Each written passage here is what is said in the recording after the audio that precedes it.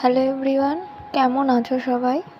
আশা করছি ভালো আছো, আর আমিও ভালো আছি।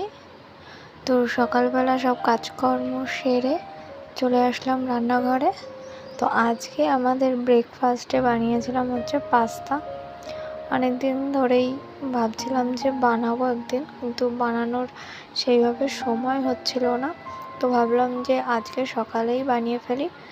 তো সকালবেলা ঘুম থেকে উঠে ছেলেকে খাইয়ে ফ্রেশ করে তারপর চলে এসেছি রান্নাঘরে। আর এসে সব রকমের কাটাকুটি, হয়তো রান্না করতে সময় লাগে না, কিন্তু কাটাকুটি করতে গোছাতে কিন্তু অনেকটা সময় লেগে যায়।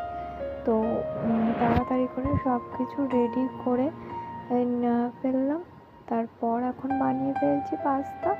তোমরা তো পাস্তা বানাতে কম বেশি সকলেই জানো, ওই জন্য রেসিপিটা আর শেয়ার করলাম না সেইভাবে।